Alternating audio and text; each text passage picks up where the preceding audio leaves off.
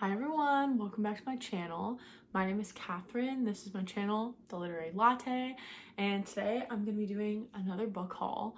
I genuinely had no idea how many books I bought until I started filming book hauls because I kind of get them piecemeal, like one at a time, and I would just put them on my shelf and not realize how many books I was accumulating. And now that I film book hauls, I keep them in a separate stack until there's enough to justify filming a book haul. And I'm realizing how many books I accumulate in the year. It's terrible.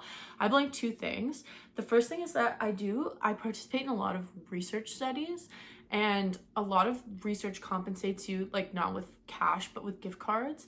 And there's usually like 4 or 5 gift card options. And I don't purchase things from Amazon because I just morally don't support Jeff Bezos, but so there's not really like the gift card options are not usually great. So I always pick the Indigo gift card, like our bookstore in Canada. So if you have an Indigo gift card, I'm not gonna hold on to them, I'm gonna use them. And the other thing is the Book Outlet. The deals on the Book Outlet, I can't say no. I don't know how. So I need to get better about accumulating books because this is a problem, but I feel like it looks like a lot, but I don't feel like I'm spending that much money on books. But then I look at them all piled up, I'm like, that's a lot of books to accumulate in 4 months. But they bring me joy. So they bring me joy. That's all I'm gonna say. So I'm just gonna dive right into it. The first thing, this was a gift from a friend. How cute is this little claw clip? It's a little book, stack of book claw clip, and I love it. And I've been using that a lot. I just thought I would show you guys that because it's kind of bookish related. Okay, so I'm gonna dive in and start with the books I've gotten from Book Outlet. So I actually blame Jenna from Jen Reads on this one. So I saw her filming a video. I can't remember what the video was.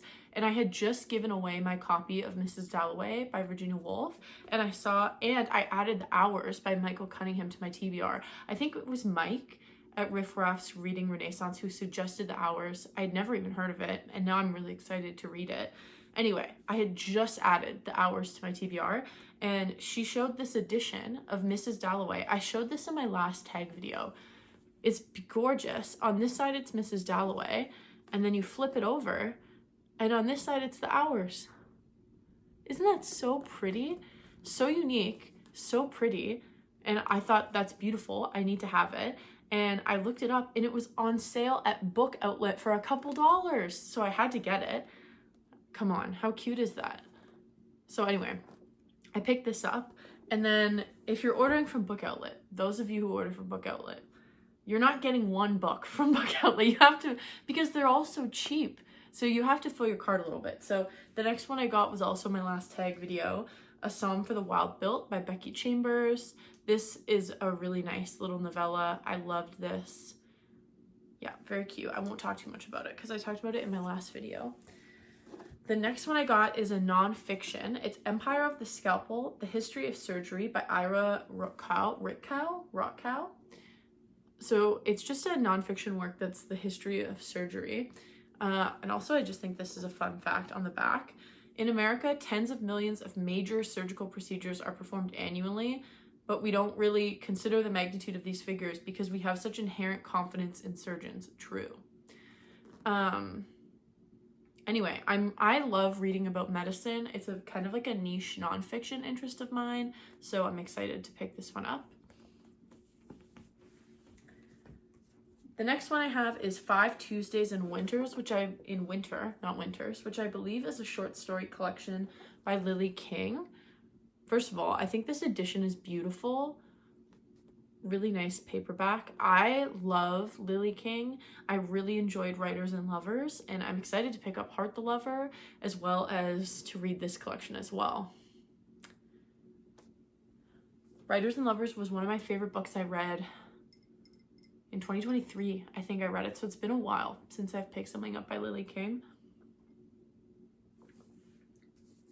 The next one I have is Gifted and Talented by Olivia Blake. This one is a chunker. I've never read anything by Olivia Blake. This one is definitely a big one, but this premise is just really interesting to me. It's about a family that is kind of like a dynasty, like the Kennedys, like a big popular family, but they're all gifted with magic and they all have specific unique magic. And the patriarch of this family passes away, and it's kind of like a Succession style drama about who's going to be taking over the family fortune and business. So I'll show you. It's really like, it's a beautiful edition. You can't really see, but it's got these gold details. The end papers are really pretty as well. And then it also has, which I didn't even know when I bought this book, these really nice drawings as well that are kind of included just sporadically. Really pretty. So I'm excited. I've seen a lot of Olivia Blake books have been on my radar, but I've never picked anything up from her. So I'm excited to check this one out. If you've read Gifted and Talented, let me know what you think. I remember Kat has read it at Curious Cat, but I can't remember what she thought of it off the top of my head. The next book is The Rachel Incident by Carolyn O'Donoghue. This is a really nice hardback. I got this on Book Outlet. I know almost nothing about this book, but I know that Caitlin at Spill the Reads, this is one of her favorite books. And I remember seeing that on her Storygraph the day that I was making my Book Outlet order, and I saw this and I just added it to my cart. I know it's based in Ireland, and I love reading about Ireland and the dynamic in Ireland, and that's pretty much it. That's all I know about it, really, but I'm excited to get to it. I think it's literary fiction as well. I haven't picked up a good literary fiction in a while, so this could be good as well. And also for the Irish Readathon in March as well. This could be a good pick, if not this year, for next year. So those are all my Book Outlet books. Next, I will do I have 2 used books that I picked up at my local bookstore. The one that I got first is To Kill a Mockingbird. This is by Harper Lee. To Kill a Mockingbird, I never read this in school. It wasn't in my school curriculum. I think it's more of an American school curriculum thing than a Canadian thing. I don't know anyone else that read this in school. And it wasn't a classic really that ever stood out to me or interested me. Obviously, I'd heard of To Kill a Mockingbird, but it wasn't something that was really high up on my list. And then I've heard M. Reed speak so passionately about this that now I can't wait to read it. So I saw this copy in my used bookstore and I decided to pick it up. The next one is also really exciting. So this is a novel called Moon of the Crusted Snow by Wabashig Rice. I don't know if any of you have heard of this author. He's an Indigenous author from Canada. He lives a few hours further south than I do, from a northern Anishinaabe community. And he's been to my area a few times, and I found this edition at my used bookstore, thought it was great, took it home. And what's funny is when I was at the store, there was a mark on it that made me think that it was signed, and then I was looking and I realized that it wasn't signed. And then when I got home and I opened it up, I realized that it is in fact signed by the author, which is really cool. So I bought a signed edition on accident, which is awesome. So this is all I really know about this is that it's a horror story that takes place during winter on an Indigenous reservation. But that's all I know, but I'm really excited to pick this one up. I read horror very sparingly. The premise has to really intrigue me. So I'm excited to pick this up. Next, I have 2 comics. So the first one is Saga by Brian K. Vaughan and Fiona Staples. This is a really popular comic series. I've seen a lot about this. It's about two, I guess, are they aliens? Question mark. Obviously they're aliens. This guy has horn ears, but anyway, 2 aliens that are fighting on 2 different sides of this intergalactic war that's been going on for centuries, and they fall in love and start a family. And I think this story just follows their trials and tribulations of their small family as it grows. So I'm really excited about this one. I haven't picked it up yet, but really beautiful illustrations. And I'm hoping maybe I'll read this with my friend Jackie at the Reading Wordsmith. That could be fun. And I also think the Starlit Reader also mentioned this really recently as well. So I'm really holding off on this one so I can buddy read it, because I know quite a few people who have this on their TBR. So And then the next one my fiance got for me actually is Absolute Martian Manhunter. Don't know anything about this. I've never read a Marvel or DC comic before, but he thought that I would enjoy this. So, and also, again, like just beautiful illustrations. This year I've really been getting into more, yeah, like how pretty is that? Comics and graphic novels, and hopefully as well some manga at the recommendation of Tracy at Tracy's Nordic Lights. There's mangas on my radar. Okay, and the next are books that I just bought straight up. I have two that kind of go together. So I wanted to make reading poetry. Oh, someone's beeping out there. I wanted to make reading poetry a priority for myself this year. So I bought two things kind of as a gift to myself in the new year that will help me out with that. The first one is A Year of Scottish Poems. That was chosen by Gabby Morgan with a foreword by Jackie Kay. I think this is such a beautiful edition. I absolutely love this. I am honeymooning in Scotland this year in early October, and everyone always talks about how Scotland is a very literary place, but I didn't really know any Scottish authors that I could think of off the top of my head other than Robert Burns. So I thought this would be, especially poets, like Scotland is really known for its poetry, so I thought this would be a great way to get introduced and to make poetry more of a daily practice for myself. So I've been reading a poem every day and really, really enjoying them. I've got quite a few marked and tabbed. So I'm hoping in a video soon, maybe I'll make a video kind of reading out some of my favorite poems from this collection, inspired by Pat at Book Chat with Pat, who does wonderful poetry videos. And speaking of Pat, I have Mary Oliver's A Poetry Handbook, a prose guide to understanding and writing poetry. I thought this would pair well kind of with my poetry project for the year, learning more about poetry and what makes a good poem and what defines poetry. I love Mary Oliver. I read Dreamwork by Mary Oliver last year, and I really enjoy her poetry. So I'm hoping, and this is a nice, quick, light little read, so I'm hoping to get to this soon. And she pulls lots of poems from other works that inspired her to kind of analyze. And I heard about this from Pat at Book Chat with Pat, so excited to dive into this one. The next one, oh, I'm actually realizing I forgot a book, but I'll grab it at the end. The next one is, I've got some classics that I'm excited about. I have Truman Capote's Breakfast at Tiffany's. This is a really pretty edition. I love Breakfast at Tiffany's. I love Audrey Hepburn. And I have a nonfiction book. I can't remember what it's called. I'll put a photo here. I think it's, no, something, I can't remember. But it's a nonfiction book about the filming of Breakfast at Tiffany's and a little bit about Audrey Hepburn's life. So I wanted to do a bit of a book pairing where I read that book and read Breakfast at Tiffany's at the same time. I've mentioned it before, but I'm really into book pairings right now, and I thought this would be a fun little reading project. So I picked up this copy of Breakfast at Tiffany's. Next, I picked up The Crucible by Arthur Miller. I'm really interested in the Salem witch trials, and I watched a podcast series about the Salem witch trials, and they talked a lot about The Crucible by Arthur Miller and Arthur Miller's life.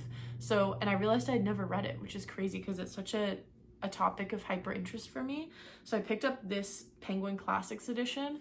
How beautiful is this edition of The Crucible? The penguins in a cauldron. Really pretty. And this is a play about the Salem witch trials by Arthur Miller. The next book I picked up is Diana Wynne Jones's Castle in the Air. This is the second book of 3 in the Howl's Moving Castle series. These paperbacks, the first Howl's Moving Castle in this paperback is very easy to find. The second and third book, I think because they're less popular, people read Howl's Moving Castle because of the movie and they don't finish the series. These are very difficult to find. So I've been looking for this for at least 2 years now. I've been on the hunt for this book and I finally found it. So this follows, it's a completely different plot and a completely different story. I've never read it, but I know that Howl and Sophie from Howl's Moving Castle somehow feature in this, but they're not the main characters at all. So I'm excited to learn how they kind of come up in the story and continue. These are just a really fun kind of middle grade story. I don't really know much about the plot of this one. I just kind of auto put them on my TBR after I read the first one. But I also love Diana Wynne Jones has really fun, kind of like classic story fairy tale sketches at the beginning of every chapter that make me so happy. They're so pretty. So yes, I love Diana Wynne Jones. I'm excited to get to that one, hopefully in the summer. I'm nearing the end, guys. The next one I have is The Princess Knight by Kate Jacobs. This has been on my TBR forever. I cannot remember where I heard about this. I don't even really remember the plot, but I just remember thinking it sounds really good and the cover is so pretty. So I went out on a limb on this one. I don't know how I'm gonna feel about it, but I do love a good kind of medieval fantasy, romantasy, so I picked this one up. The last one is a book that I've read. So I have a funny story about this one. So I filmed my top 10 books of 2026, and when I was talking about Thrown in the Dark, which is this fantasy, kind of like campy, silly, romantasy story that doesn't take itself seriously at all. It's very fun. It was the only book I didn't have a hard copy of, and I was looking for photos to include in the video, and I found this gorgeous photo of Thrown in the Dark, and I'd never seen it before. And I thought, where the heck did this edition come from? And they're new re-released editions because the book has gained popularity. So I bought it for myself because it was one of my favorite reads in 2025. So I bought this beautiful edition of Thrown in the Dark. And it's got, I don't really particularly care for sprayed edges, but these ones are nice. And I'm just really excited to have a hard copy of these because I can see myself going back and reading these, especially if I'm feeling slumpy. So I'm just really excited about this. And they're releasing, it looks like the other two books in this series as well are gonna get a fun cover. So I'm planning on getting all of them. I can't get over how much I love this cover. Okay, and then my last two books. So, leaning forward because I have to grab the other one. My friend and I are planning on buddy reading Margaret Atwood's Book of Lives, which I'm literally looking at it, but I'm gonna have to go to a friend to get it. I'll just put a photo here. It's Margaret Atwood's memoir of her life, and it's a big chunky book, and we went to Indigo to pick them out together, bought them, really excited. I haven't started reading it yet. I'm like 2 chapters in, and then I kind of put it down. It's so big, and I have other reading projects going on. Anyway, I'm rambling. I also picked up, while we were there, picking up Book of Lives, because it had just released, they had all of Margaret Atwood's other work was out in these new beautiful editions and also 30% off, which was a great deal. So I ended up picking up Margaret Atwood's The Edible Woman. This is the only Atwood book that they had that I haven't read before, and I've actually never even heard about The Edible Woman, and my friend Amy had read it and said it was really good. Something weird happens with eggs, but that's really all I know. But Margaret Atwood, I enjoy her work so much. She's kind of an auto-buy author for me, another one of my favorite Canadian authors. So, but yeah, I just love this edition, and it's a little paperback. Yeah, excited to get to this one as well.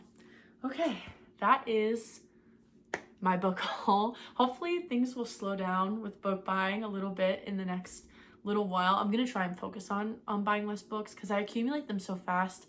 My fiance keeps having to make me bookshelves because I'm running out of space to put them. But there's so many good books that I want to read, but I can e-read them. It's fine. And then if I really like them, I can get nice editions like I did with Thrown in the Dark. So that is my Ramley book haul. I hope you guys enjoyed. I'm going to tag all of the booktubers that I mentioned in the description down below. So please check them out. They're all wonderful. I love my booktube community so much. Okay, that's everything. I always am so awkward about ending videos. Thank you so much for watching, guys, and I will see you in the next one. Bye.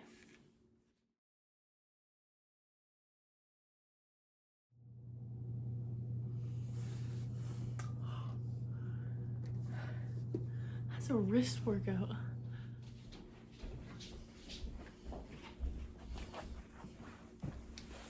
I forgot I was recording.